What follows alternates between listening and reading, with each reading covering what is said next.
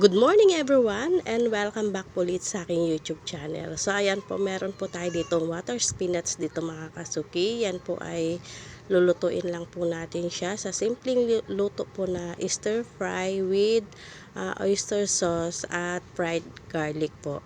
Ayan po yung kanyang mga sangkap. Meron po tayo ditong fried garlic, oyster sauce,